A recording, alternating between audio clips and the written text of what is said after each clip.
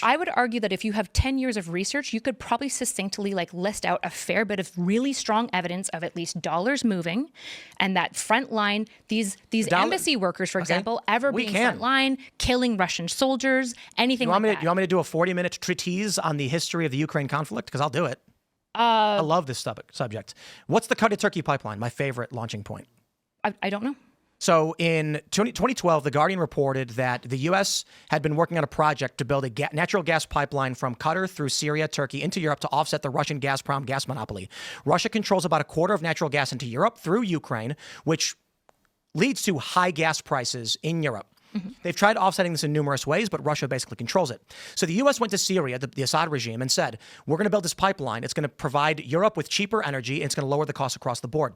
Syria then conferred with Russia, their ally, who has a military base in Tartus. And Syria came back to the U.S. and said, we're not going to let you do it because it would be damaging to the economics of Russia. Sure. So the U.S.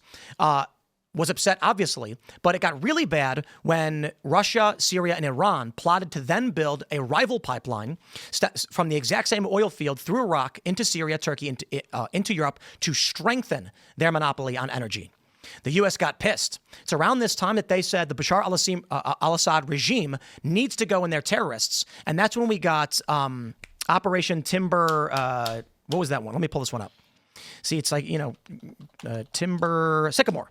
Operation Timber Sycamore is when the U.S. started providing weapons and CIA training to various revolutionary, let me just pull it up, factions in Syria, ultimately, which ended up joining al-Nusra and ISIS. And that's how we ended up seeing U.S. weapons and training in the hands of ISIS expanding in the region, because the U.S. wanted to topple the Assad regime so we can build a pipeline. So where are we today? Well, the U.S. has other means of trying to get the prices down and control natural gas in Ukraine. That is through Burisma, an energy company in Ukraine for which the founder was a man named Mykola Zlochevsky. Mm-hmm. The U.S. had a former CIA director of terrorism on the board, as well as the son of the sitting vice president, Hunter Biden, which seemed to make no sense, except when you realize it was a U.S.-aligned foreign influence operation to control the government of Ukraine, to put pressure on the land leases for which they could cause problems for Gazprom, which is Russia's ability to supply energy to Europe. So then we get the Burisma scandal. Viktor Shokin, the prosecutor in Ukraine, was currently investigating Mykola Zlochevsky, the founder of Burisma, for corruption. Joe Biden got an email. He got contacted by Devon Archer and Hunter Biden over their involvement in Burisma and the fact they're being investigated by a state prosecutor. Viktor Shokin signed a sworn affidavit that the only reason he was terminated was because Biden personally flew in and threatened to illegally withhold congressionally approved loan guarantees unless he was fired. And it had to do with Hunter Biden being on the board, who was getting $83,000 a month, potentially more. He was then fired from his position. Now, the fascinating thing is Mykola Zlochevsky, while he was under investigation for corruption, fled Ukraine. I believe he went to Monaco. At this time is around when Devon Archer, Hunter Biden are making contact with the State Department saying, we need help on this. Within a few days, Joe Biden flies out completely illegally, tells the president of Ukraine, fire your state prosecutor or you're not getting the money. To which this person replied, I believe it was Poroshenko, you don't have the authority to do that. You can't do that. And he says, call the president, see what he says. Son of a bitch. He got fired. And they put in someone good, is the quote that Joe Biden said. However, this guy they put in drops the investigation into Zlochevsky, whose funds were frozen by London under corruption investigations, who then immediately returned to Ukraine. So this whole period, they're saying none of it's happening. It's never happening. And in fact, once the investigations were dropped because of Joe Biden's involvement, the guy who was accused of corruption returned back to his operations in this country. Where we currently are is following the failures of Western soft power to secure this in this energy conflict, of which there's a bit more. Russia wanted to build a trade federation, and they had a free trade agreement with Ukraine. Ukraine was also being offered up Schengen zone access and EU access if they chose to go with NATO in the West instead. A large portion of Ukraine split largely on the east to west, the Donbass, largely leaning towards Russia, wanted to join the EU because it would give access to Ukrainian citizens to Europe. And what did we see with Poland? When they entered the Schengen zone, Polish people immediately started moving to the UK and to other countries where they can get higher standards of living. Same thing happened with Greece, which caused economic instability. So the West told Ukraine, we're not going to let you into the EU unless you reach a certain standard. So you end up getting Victoria Nuland. She flies down. She's heavily engaged in the politics of Ukraine, trying to convince people to be in Ukraine to support Western expansion and not the Russian Trade Federation. Vladimir Putin said at the time to Ukraine, if you open up a trade agreement with Europe and a free trade agreement with us, it's going to mean cheap European products are going to flood into Russia and damage our economy. We can't allow that. What ends up happening? The Euromaidan movement ousts Viktor Yanukovych, stripping all Russian interests, Russian-aligned interests from the country, and puts in power an administration that was more pro-West. And Vladimir Putin says, I'm not going to lose this soft power battle, even if I have to invade. The first thing they did was dispatch their troops from Sevastopol to claim Crimea, got a referendum. And they had their referendum, which I think is largely fake bullshit. They just walked outside and said, hey, look, everybody's Russian now. Crimea, however, had in the past voted for independence and were blocked illegally, I would argue, by the Ukrainian government in the 90s.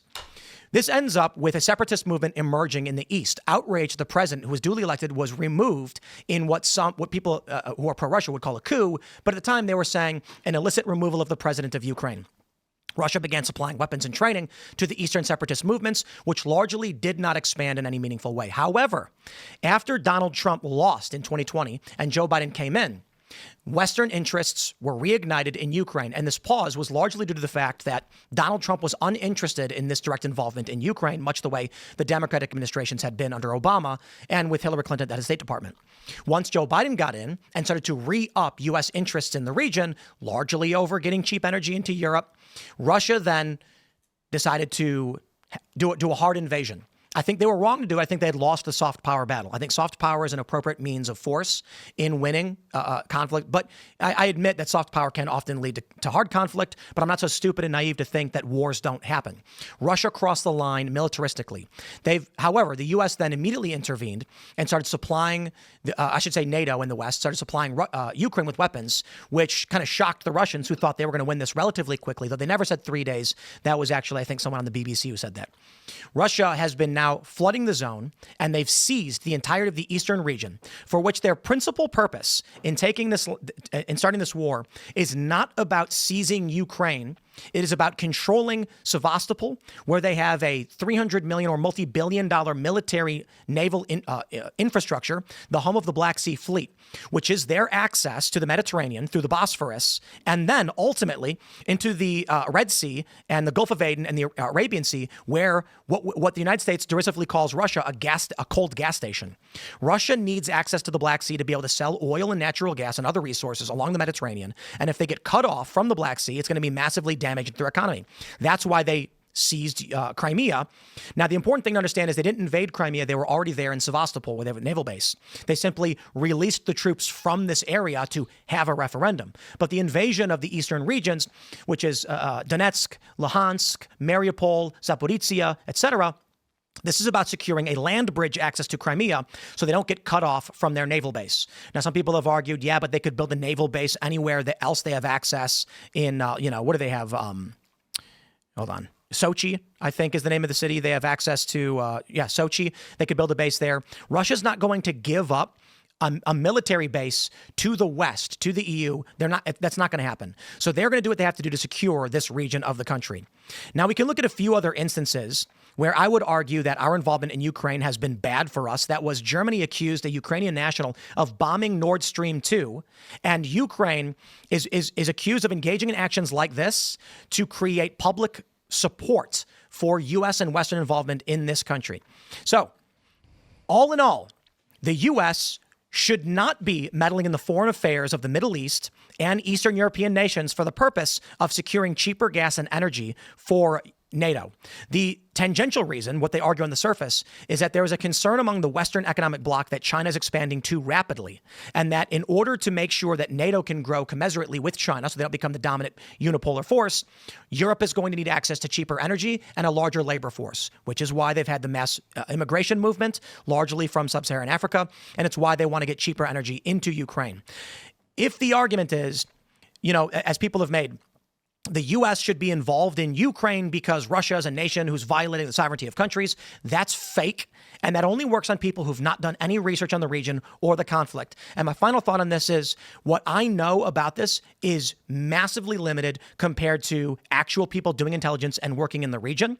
But it is over the span of 15 years of actually actively being involved to a certain degree journalistically, as I have friends who've personally gone to Syria over the civil war, tracking this and many other stories related to the Qatar-Turkey pipeline, and have personally been to Ukraine at the start of the conflict, watching it happen and interviewing people in Ukraine on the ground and even going to pro-Yanukovych rallies to learn what they were talking about.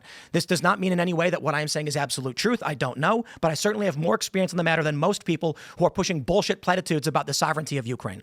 Sure. Okay. So I want to make sure I summarize you so that you tell me that I've heard you correctly. And obviously it won't be as long. So just tell me if my summary is reasonable and good faith.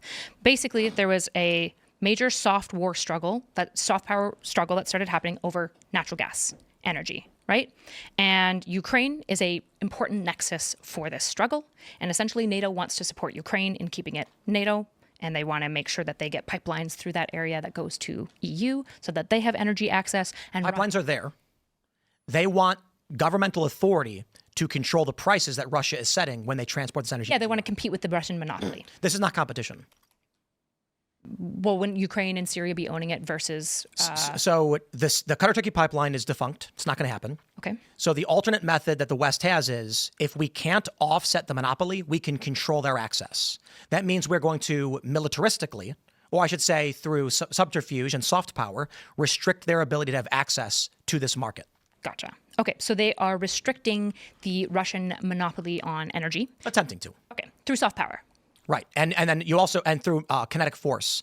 Ukraine was accused by Germany, a Ukrainian national, at the behest of the government, of bombing the Nord Stream 2 pipeline to shut down Russia's delivering of natural gas into Europe. Right. Okay. So that is the Ukrainians using a military force against NATO. Right. So if that's Allegedly. true, allegedly, yeah. So if that's true, then the Ukraine is also potentially using kinetic force to try to interfere against NATO on the power situation. So essentially, you've got two big powers fighting over energy, which Russia has the monopoly on, and America is doing everything it can to weaken it and to reduce the control that Russia has over that power system. Is that correct? Does that feel like an accurate summation? I would say Russia is seeking to maintain its ability to trade in energy, as it is largely an energy exporter that's maintaining its economy. Mm-hmm. The U.S. is trying to control the prices they sell to Europe. Ukraine, in an effort to protect its sovereignty in the matter, has engaged in hostilities against NATO.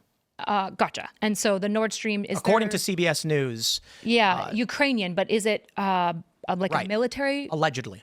Gotcha. Okay, so it's not. No. So we don't know for sure. Okay, that's fine. And I'm not going to like ding you super hard over that. So if I'm understanding, it could be untrue. But there's a soft power fight Germany's that happens, and basically Russia loses.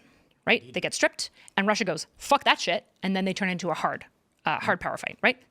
They don't just roll in, but they have lots of people in Crimea. They release the soldiers, they release the hounds, and they make a really big push for Kiev. Probably because if you control the capital, you control the country, you can have bigger say on what's going on. I'm assuming. I don't know what your reasoning is for Kiev, but essentially. No, I don't think they. Why'd they push for Kiev? This is to be completely honest, like conflict opinion. I don't think they pushed for Kiev. I think that we saw the invasion from Belarus to the north as a pincer attack so they could split the military forces of the Western powers and then seize the Donbass. Because the military force they applied to the eastern land bridge into Crimea was substantially greater than they applied through Belarus in the north. Sure. Okay. So essentially, soft power fight goes on, Russia loses, turns into a hard power fight, which you say Russia's wrong for doing that hard power piece. Okay.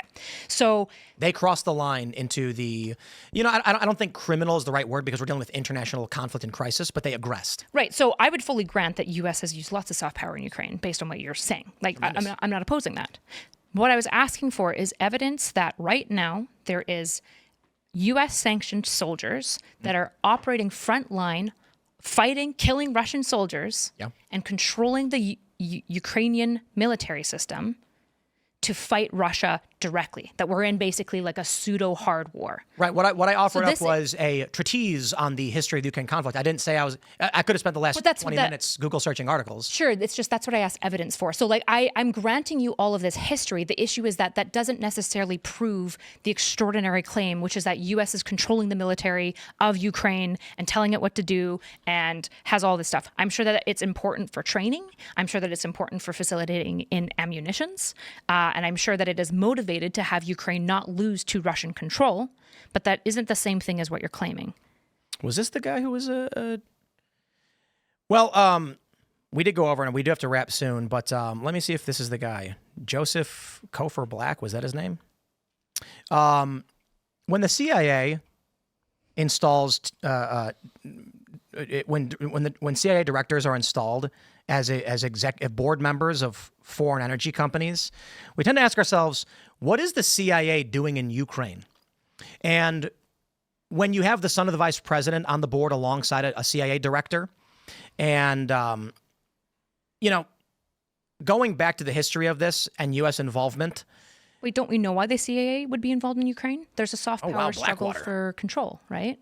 Which, to my point, is right now. First, let me say, I'm not going to pull up every article on what's called operational coordination in Ukraine.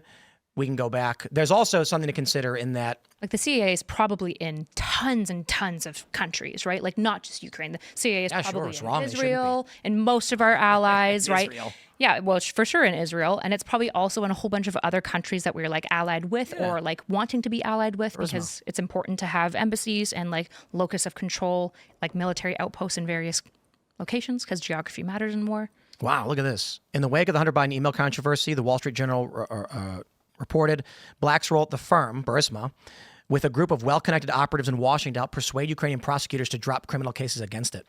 My point is, there is this game they're playing where Ukrainians and their international volunteer coalition, they call it, are the ones engaged in the hostilities. These are not active duty U.S. personnel. Special forces are providing what's called operational coordination for the actions they take. The U.S. is providing the weapons. The intelligence and the weapons that were used to sink the flagship of Russia's Black Sea Fleet was the United States. Yeah, we're sharing intelligence with them. But sure having a U.S. military personnel look to a Ukrainian and say, if you press that button, my missile will be fired that will blow up a Russian vessel, it's silly to argue that's the Ukrainians who did it.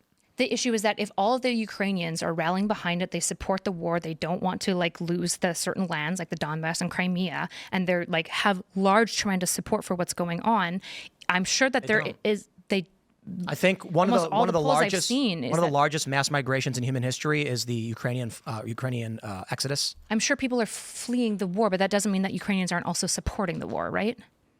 Like lots of times civilians flee war torn. Like lots of Afghanis left as well. That doesn't. They're not having elections either. The president. Yeah, aren't they in martial law right now? You don't typically do elections during Lincoln did. Sure, but like did Churchill even do that? I don't know if I don't know about. I think elections ceased during World War II for most of the democracies involved, right? It's like super standard that democracies stop doing elections because if you're well, hold on, let me like finish this argument, right? If all of your money and your energy is invested towards fighting off what you view as an invading enemy, you don't have time to coordinate very expensive elections to go to the polls. This is why martial law got instated after Lincoln, because Lincoln instated martial law, suspended habeas corpus, arrested politicians, and still had an election. So do you think that like Winston Churchill was stupid for not having an election? Is it true that he didn't have an election? I'm not sure, but if he didn't, would that be stupid? It could go either way depending on the circumstances. I don't know. You're talking about hypotheticals you don't even know the facts around. Sure. The hypothetical is that most democracies, when they have martial law, don't have elections, which I believe is true. Except us. You guys have also suspended elections during war. Which ones? I'm not sure. My understanding is that you guys have. You can look it up. Maybe. We have gone way over, so we do got to go. But I don't know if we have. Abraham Lincoln famously held an election despite arresting a bunch of state legislators in Maryland, threatening to arrest the U.S. has never suspended or canceled an election due to war, even during Civil War, World War I, and World War II. Is that because they ended before the next election? No, Lincoln had an election in the Civil War. They just excluded the rebelling states. Sure. So the argument from the Ukrainians is we can't hold elections in the occupied region, so we can't have an election. It's like, what? The U.S. did. Now, they're not like us, I guess. Whatever. I'm just saying. Let's just say this. Let's just say the U.S. has no boots on the ground at all, for the purpose of argument. The U.S. should not be involved in Ukraine in this conflict. I just disagree with that. So to what degree do you think the U.S. should be involved? I think that it should be sending support, arms, helping the Ukrainians fight off the invasion. And my final thought is, once again, why young men don't want to be on the left or associated with Democrats. Is not because of the Ukrainian war. I'm saying a component is largely 70, like I mentioned, 70% of millennial women voting in favor of war policies, advocating for escalating a conflict to which could result in World War III, to which Russia recently threatened to Donald Trump after Trump called Putin crazy. And you got a bunch of young guys who are in Gen Z who are first in line to be sent. I got to tell you, there's not a single exit poll where young men cite the draft anywhere near the top of the reasons why they switched. No, I'm just saying it's a grain of sand making a heap. The issue is that I'm really interested in the heap, which is what we came to talk about, right? Right. And there's a few grains that are related to the fact that young men have to fight and die in wars and don't want to be involved in it, and they're being told they should by women who don't. It's not even by women. In this case, like No, I'm saying you specifically. War of Ukraine. Well, first of all, I'm for women being drafted. So I'm a woman saying my point is equal. And second of all, I'm also saying this isn't women. In the case of war hawking, it's men and women. It's governments, right? Except the issue right now is that millennial women are 2-1 Democrat, and Gen Z women are like 3-2. Why? Is it the draft? I think social order. Like, why are women pro-war Ukraine? Like, it doesn't make any sense. Most women probably don't have too many thoughts about Ukraine. But you get all the Democrats in Congress waving Ukraine flags and inviting their president to our country and offering him money, and then you go to like we're in a rather mixed area. But if you go to like the Gap, it's the city they call the Gap. There's like Trump signs and then Ukraine flags. And I'm like, what the fuck are these people flying Ukraine flags for? Who are these people? And a lot of them are Ukrainians. And Democrats are skewing female in the younger generations. Sure, but it's again... They're not Ukrainians, man. It's not about the draft, though. This idea that like the left... No, it's about support for war. The left is like deranged and obsessed with Ukraine is just like super not true at all. In fact, the Ukrainian war stopped being interesting to most average left people, like probably 4 weeks, maybe 5 weeks. Democrats are pro-Ukraine. Yeah, and my point, I think Republicans are too. Half. Yeah. There's that horseshoe theory which shows the maps of right, like Israel Trump is being like, no, like Putin's doing a lot of bad stuff. He needs to stop doing what he's doing. Okay, we do got to wrap it up. You don't think that Trump would be opposed to Russia having like a monopoly on energy? Energy is the greatest bottleneck of all GDP and all growth in all countries in the entire world. It's the most important thing. Because he wanted to go in there and say, Putin, knock it off, and Putin told him to fuck off, and he was like, what? So I don't think Trump cares about Ukraine. I think he's personally slighted. But we've gone way over. This is an unfalsifiable worldview now. That Trump is egotistical? No, that essentially it's like, well, Republicans are anti-war except for when they're upset, and then when they're upset, it's justified, and then Trump is justifiably. It's just like it's all. See, that's the sophistry I've been talking about. Sorry, you're the one like engaging in this circle, right? You made a point about Trump in Russia, and I said Trump's got an ego, and now he's pissed off at Russia. What does that have to do with like Republicans supporting Ukrainians? Yeah, they half maybe. Okay, yeah. So Republicans, at least half of them support Ukraine. The principal MAGA coalition. All I'm saying here is that people don't care that much about Ukraine on either side of the party. No, it's war in Young men are not voting right because of Ukraine or the draft. They're just not. Okay, it's housing, economy, and probably ideology. Indeed, which is why I said it's a grain of sand in the heap. I didn't say literally the only reason anybody wants to go to the right is because they're angry about Ukraine's about U.S. involvement in Ukraine. Well, never said it. Sure, but then you also like flatten things to like, see, this is the reason why men are leaving the left because of the draft, and it's like no, this I didn't isn't say the draft. You did. It's women wanting to send men. You to said war. that. But when I say this, I'm no, you were referring to me. Yes, the sophistry. No, you were saying that I believe that men should go to war. I'm a woman who votes left, right? Yeah. Okay, so that I'm the reason that men are going to the right. And I'm saying, let's just try this. This is not it. Philosophically, the point I'm making is there's a dude sitting back watching this right now who doesn't know much about Ukraine at all nor cares. And he's like, why is this lady so hell-bent on like us being involved in this war? That's my point. Because sovereignty matters. It's important that Russia doesn't push borders, which it has always done. You can talk to Belarus and Why Poland. Is it important? Because Russia has a historical history of being highly tyrannical. What about China? And consumptive. China is like that, but not really. What do you mean? They've been sinking ships in the South China Sea. They've been killing Vietnamese fishermen. Yeah, China is expansionary, but they're expansionary around the 9 dotted line, which is very different than Russia's expansionary. They're flying sorties over Taiwan. I just don't know why you were comparing these two countries. China does lots of bad stuff too. They're not really pro-China.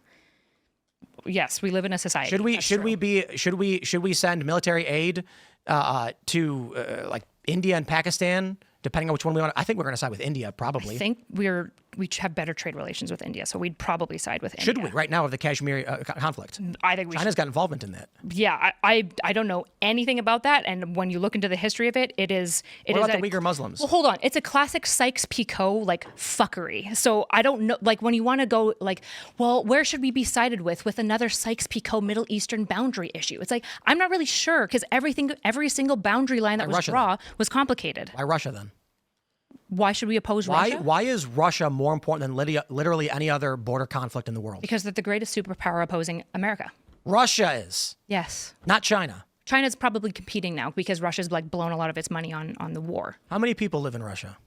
I don't know. More live in China. The problem is that they're not educated, right? I think how much money is spent to influence? Wait, what's the literacy rate between Chinese and Russians? I'm going to guess Russians are more literate than Chinese, so their workforce. I don't think so, actually. Really? I don't know, but I'd argue that a communist system is going to have higher rates, either lying about it or forcing it. You know what I mean? Very, very unlikely. I guess if they keep excluding like ethnic minorities and things like that, then they're going to have a high literacy rate, though. Yeah, like China is like a new threat to the global order for sure, and I think it would be better if we try to find a way to have peace with them. Absolutely, I'm for peace by and large. What I really want in the world is that we have trade negotiations and relationships with everyone so that there's economic benefit for everyone to work together. I think we should use the systems of capitalism that is good at turning human greed and power consumption to good ends, which is things like having trade negotiations with countries that we have tensions with. This is the Israel model for making peace with like Bahrain and the UAE. And I think it's a good model. It's what America did to have peace with the multiple think about Burma? countries. I don't know anything Why about not? Burma. Why don't I know anything about Burma? Because I can't know all infinite things. So I'll frame it this way then. There seems to be a social order to the interest in Russia that doesn't exist for other nations. Probably, yeah. And so when it comes down to, once again, a guy sitting back drinking a Coke or something or a Spindrift and watching a show like this or Liquid Death, he's like, I don't know why I should care about Russia over literally any other conflict in the world. You shouldn't. You should care about housing, economics, and the fact that like you feel that you have no purpose. And yeah, we do, but then I also have children. You know what I mean? I'm the guy, you know, and I also have children, and I don't feel like raising my son to potentially be drafted for some hot war. I mean, because we're getting more and more involved in this. Nobody wants to go. But you can say it's easy to say that without skin in the game. Well, no, like, No, because if I have sons, I also don't want them to go to war, and I have a husband, and I also don't want him to go to war.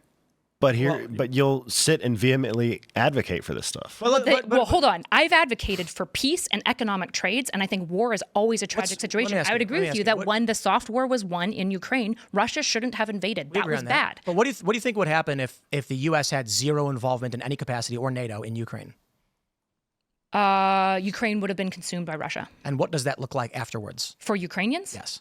Probably not very good. Why? Because the entire history of Russia consuming, particularly Ukraine, who seem very, very rebellious and resistant to being consumed, is fractious, Holodomor, not good. Lots of really awful things happen every time Russia has control of Ukraine. Holodomor is just the first one. The Red Scare, right? The Bolsheviks hated Ukrainians, and then the Leninites hated Ukrainians, and then the Stalinites hated Ukrainians, and then we had like 4 years with Gorbachev that was like kind of based because he was like, let's just work with all of the global powers, and then he fell, and now you think more or less people would be dead? In Ukraine? Yeah. Probably less people. So more Ukrainians would be alive. There's things that you value more than your life. Thanks for watching this clip from the Culture War podcast. We're live every Friday, 10 a.m. to noon, so subscribe and come hang out.